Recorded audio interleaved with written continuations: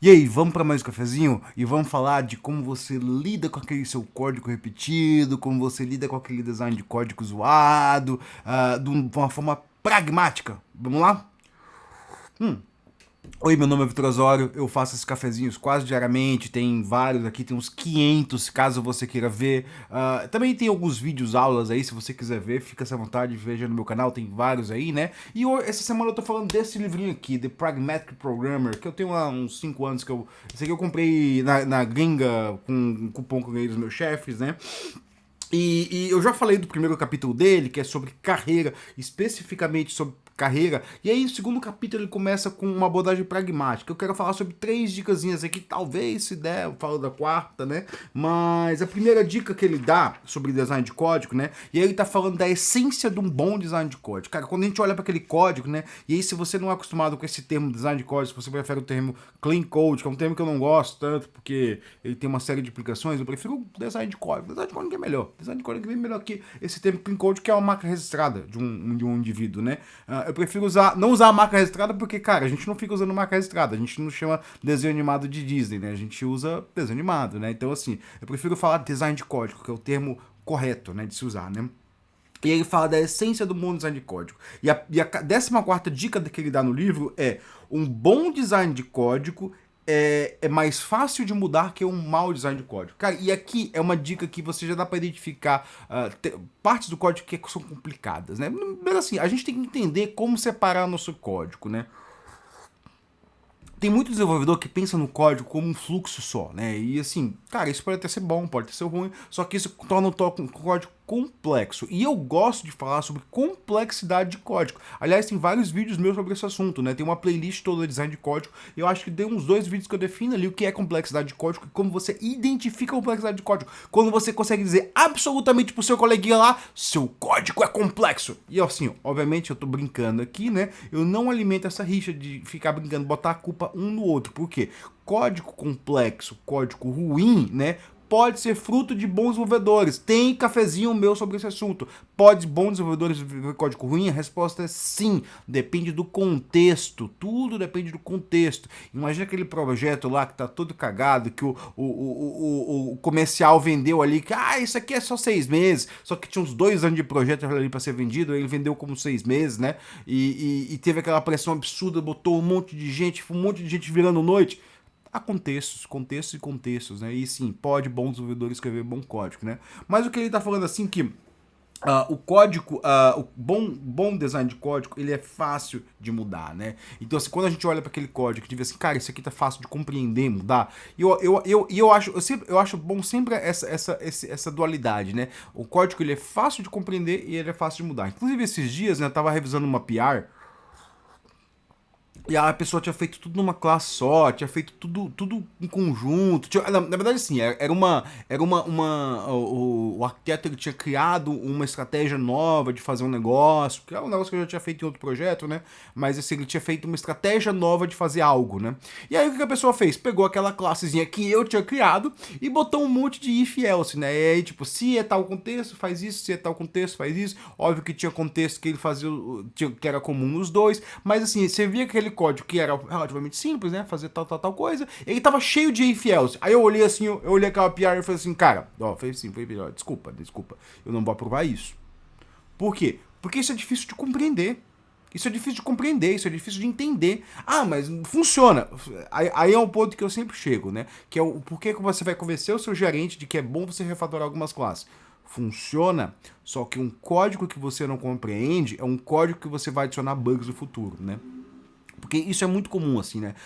Eu tô mexendo naquele código hoje, eu entendo aquele contexto hoje, eu sei o que tá acontecendo hoje, eu sei onde mexer. Daqui a 6 meses, daqui a um ano, talvez outra pessoa vai entrar naquele código, não vai compreender bem e vai precisar alterar ele. E aí ele vai alterar na parte que não era para alterar. Então você tem que ter um bom design que ele seja o quê? Ele potencialize o outro a compreender o que está acontecendo e aonde mexer nele. Por isso ele tem que ser autoindutível, né? E aí o que eu recomendei pro cara, né?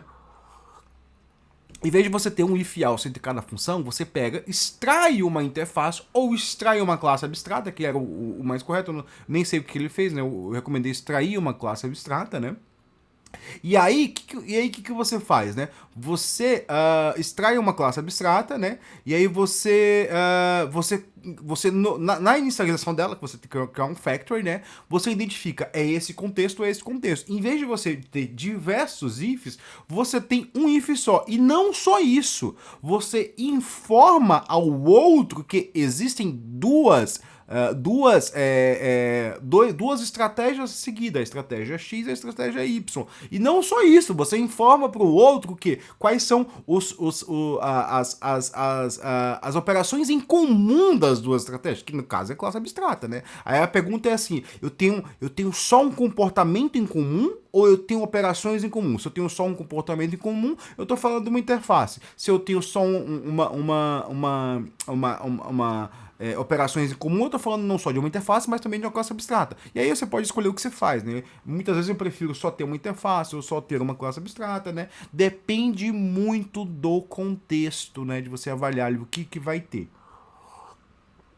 Então, para ficar aqui com a dica máxima, né? Assim, se o código ele é simples, ele é mais fácil de ser alterado, ele é mais fácil de ser compreendido e ele, no fundo, no futuro, isso vai implicar em menos bugs em produção. E você pode pegar a oposição contrária, a intuição contrária, né? Se um código ele é difícil de alterar, se um código ele é difícil de compreender, ele merece uma revisão, ele merece ser alterado. E a dica para ser alterado é pegar a minha playlist de DDD e olhar a parte de refatoração. Dá uma olhada no que é refatoração, como a gente faz refatoração, como a gente treina a refatoração baseado no DDD. É a dica que eu te dou, porque DDD fala muito sobre refatoração, né? Então essa é a dica, né? Que o bom design de código ele é mais fácil de mudar com um design de código. E aí ele parte para outra dica, que pode parecer uma regra máxima. Uma regra máxima, que ela fala assim, ó.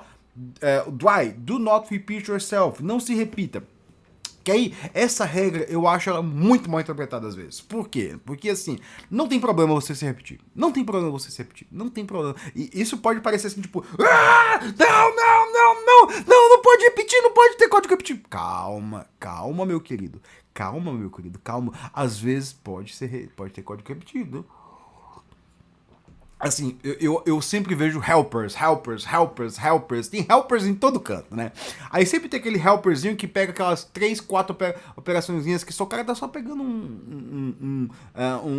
assim, eu trabalho com esquema, Avro Schema, né? Se você não sabe o que é Avro Schema, vou deixar o link aqui, que eu quero você querer dar uma olhada aqui, né? Às vezes eu tenho que anotar todas as referências que eu dou e eu me perco às vezes. Então, se você quiser saber o que é Avro Schema, né? Pergunta pra mim, né? Depois, se eu não colocar referência, né? E assim, aí tem uma galera que sempre fica lá, Avro Helper. Eu vou olhar o que é Helper, ou o cara tá mudando o esquema, ou o cara tá fazendo não sei o que, ou o cara tá fazendo não sei o que, e você vê que são todas operações banais, né?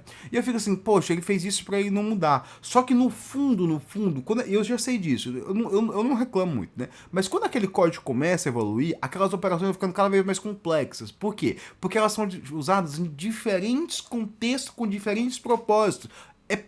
Pode parecer o mesmo código, mas o propósito é diferente, né? O propósito é muito diferente. E aí, para deixar aquilo parecido, que a pessoa começa a dar parâmetros em cima, né? Tipo, não, quando for tal coisa, não faz tal coisa. Quando for tal contexto, não faz tal contexto. No fundo, o código, ele poderia ser repetido, porque seria mais fácil, mais simples repetir ele e dar o quê? Dar uma conotação de domínio para ele, né? Então, ao invés de ser ali, ó, eu tô aqui fazendo, adicionando, por exemplo, tem um lá que eu falo assim, que a gente sempre tem um caso lá de uso. A gente lê um esquema que o usuário dá, a gente coloca um monte a gente muda todos os campos para no label, né? Tipo, e aí eu olhei aquilo, tinha um helper, eu peguei e mudei aqui pro nome da classe. Que daqui é o esquema de tal caso de uso. Porque só esse caso de uso usa esse esquema, né?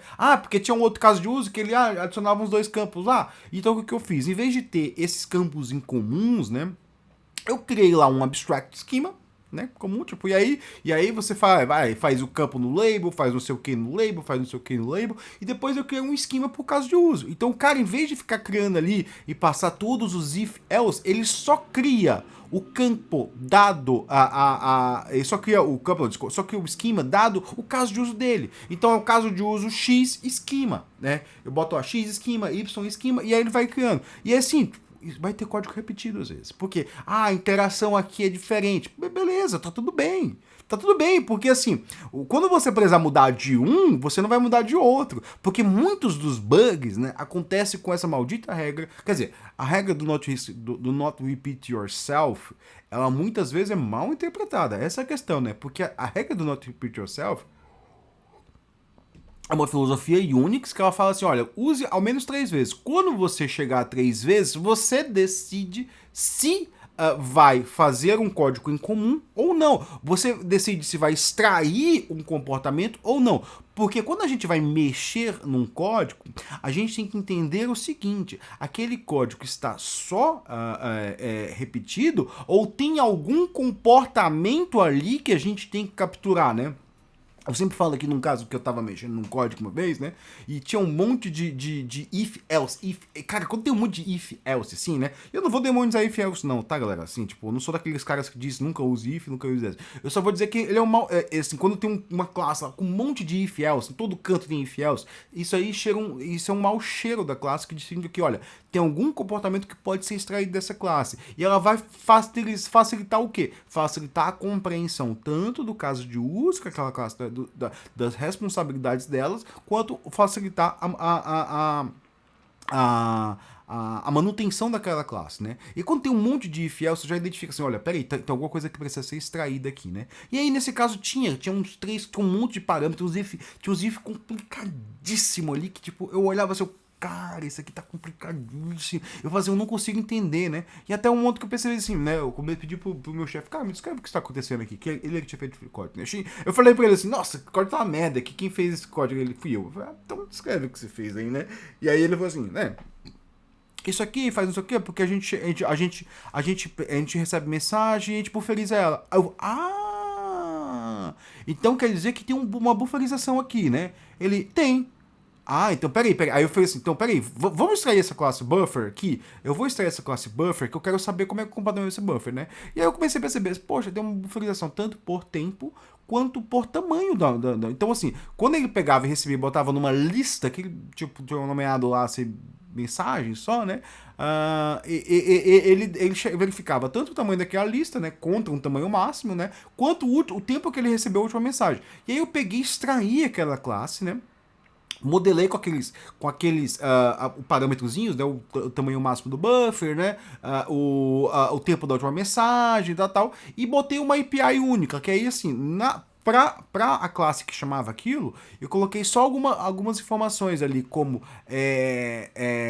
tipo, ali, é só assim, tipo, eu fiz 3 métodozinhos, né, que é o feed, você alimenta o buffer, né, pergunta se o buffer está pronto, e o retrieve, né, você retorna todos os records do buffer, né, então eu fiz só isso aí, então basicamente o que acontece, né, eu alimento o buffer, né, eu pergunto se ele está pronto, e eu pego todos esses, então da classe Py, eu só externalizei o quê? Só internalizei uma interface, quer dizer, eu dei um comportamento para eles, botei uma visão. Eu não pergunto nada pro buffer. Eu só pergunto uma coisa, você está pronto ou você não está pronto? E eu fico me comunicando com ele. Ou seja, eu passo mensagens para eles, eu pergunto para ele, eu respeito as características internas do buffer. Que são os grandes problemas de quando a gente vai fazer design de código, que a gente não respeita as características internas do outro objeto, né? A gente fica perguntando, qual que é não sei o que, get tal field, não, vamos alterar tal campo. A gente não passa mensagens, a gente não conversa com os objetos, a gente meio que abusa deles, né? A gente chega lá e pergunta o que tem dentro, a gente faz não sei o que, a gente não usa o tell, don't ask, né? O diga não pergunte, né? Porque no tell don't ask, Você vai dizer o que o objeto tem que fazer. Você não vai ficar perguntando quais são os estados internos dele. Você respeita os estados. Tem um monte de cafezinho meu sobre isso, tá, galera? Assim, eu não vou nem listar todos eles, né? E aí, obviamente, aconteceu. Tipo, removi um monte de if-else, assim, e os if-else ficaram bem mais simples, né? Que basicamente eu dou um feed no cara e eu já retorno se ele tá pronto ou se ele não tá pronto, né? Aí quando eu retorno se ele tá pronto ou não tá pronto, o que eu faço? Se ele tiver pronto, eu pego e já dou o flush naquele cara ali, já faço o que eu tenho que fazer, né? Ou de vez em quando eu vou lá e pego se ele tá pronto, se ele não tá pronto. Basicamente assim, tipo, uma forma bem simples de se fazer, né? Cara, assim, eu tenho 20 anos de experiência, né? Eu conheço muito código, né? Mais de 20 anos de experiência, né? Assim, o que eu vi já de pessoas fazendo timers ali em classe que ele nem diz o que é o timer, só isso assim, um timer ele tá fazendo ali na classe, né? E a gente olha assim e fala, bicho, mas tá um.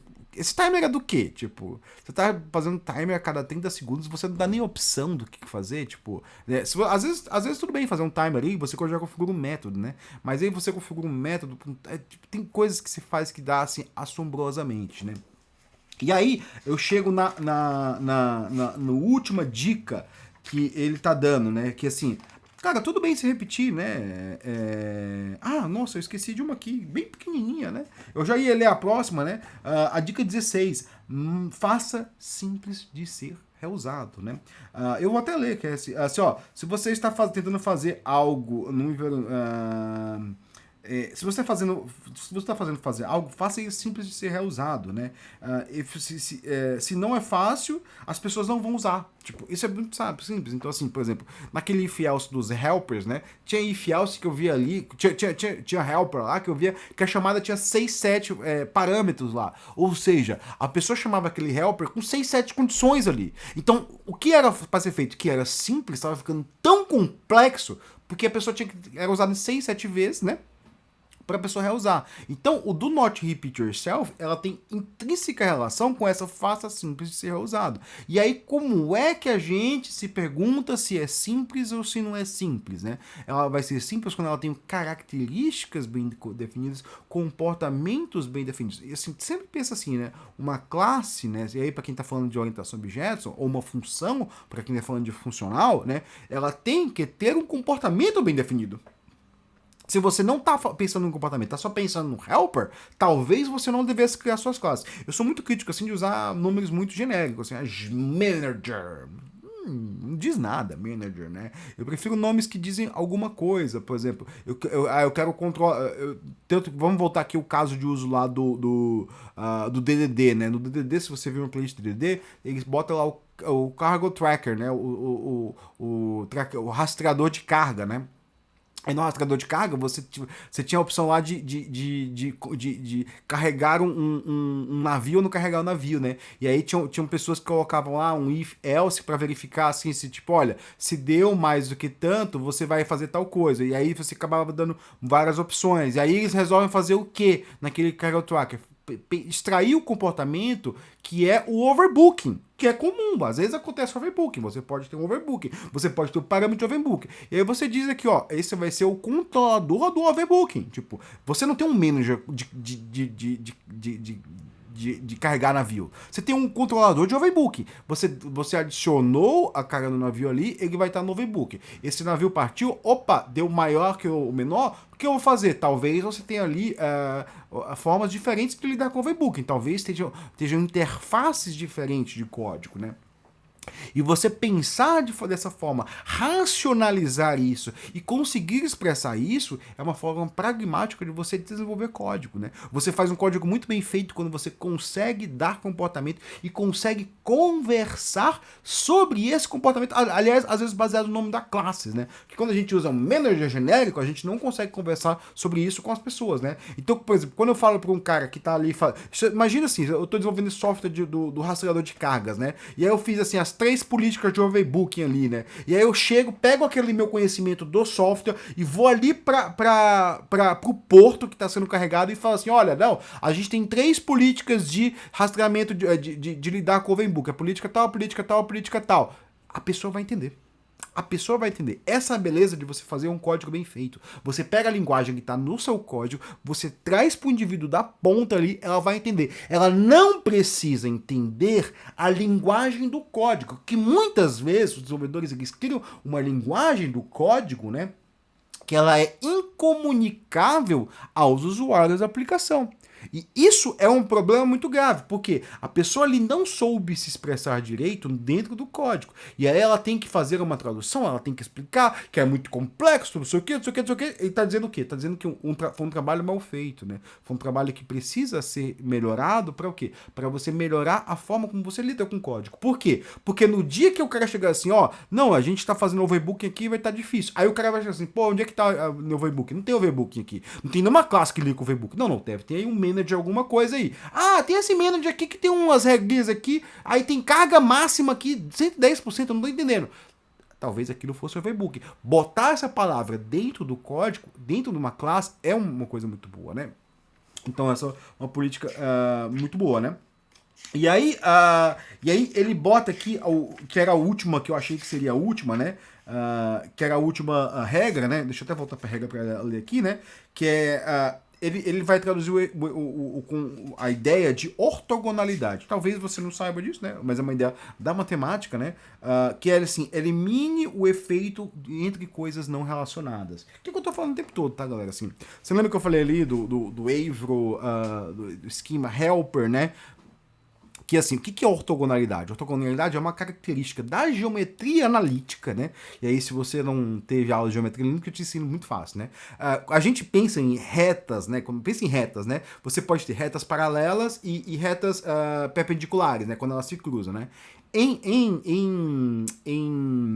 geometria analítica, a gente não fala de um plano, né? A gente fala do espaço, né? E aí, no espaço, a gente pode ter retas paralelas, quando elas nunca se cruzam, e tem um plano em comum entre elas. Retas perpendiculares, quando elas se cruzam, obrigatoriamente tem um plano entre elas.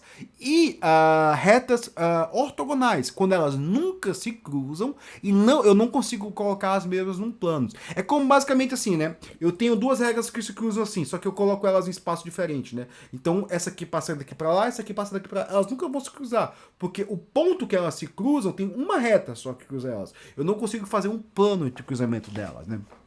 Então, este é o conceito de ortogonalidade. São coisas que eles não são paralelos e eles não se cruzam. Eles nunca se cruzam. Então, tem código que ele é ortogonal, né? Tipo, parece repetido, só que ele está em um outro contexto, com um outro uso, que se eu colocar ele junto, eles vão fazer o quê? Eles vão se confundir, né? E aí vai ficar difícil documentar, vai ficar difícil...